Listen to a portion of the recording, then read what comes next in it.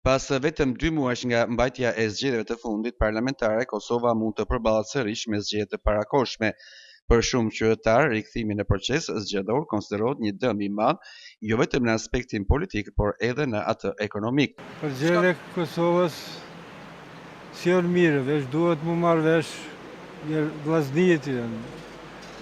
Vendi atinve, jo që tërkunja. Ata vetit po bën dom, kur gjë tjetër. Shumë sande shpenzimet të mëdha, punët, Evropa ka më nal paret krejtë.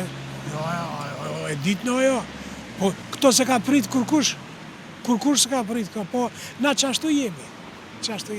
Në ka po njajtë, që një 4 vjetë, 5 herë në gjithë vishë për mërana vitit. Sa të bëjnë shka dojnë, s'kam koment për ta. Pa nuk ka mirë, për di mërë ku njërë të regu, po ka antagonizma, ka shoqni, ka to gjana, kur gjo ideale.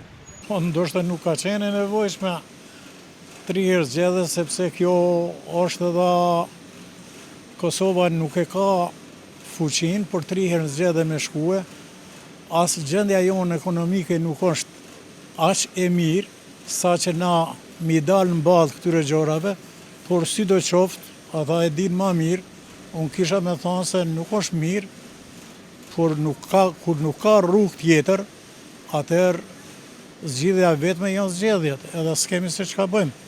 Jo, mendoj se nëse shkojmë prapë në zgjedhje, Kosova do të shkojë vetëm mbrapa, sepse deri tani vetëm e din që Kosova u kon 2 herë ose 3 herë në zgjedhje dhe kjo janë vetëm mbrapa, pasi që normal dihet që kjo do të ketë edhe shpenzime ekonomike dhe gjithashtu tregon edhe papërgjegjshmërinë e secilës parti politike për të arritur një konsensus ndërmjet vete.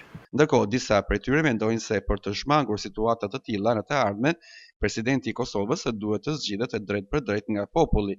Ndërkohë, Gjykata Kushtetuese e Kosovës ka vendosur masë të përkohshme deri më 31 mars ndaj dekretit të presidentes së Kosovës Vjosa Osmani për të shpërbërë kuvendin.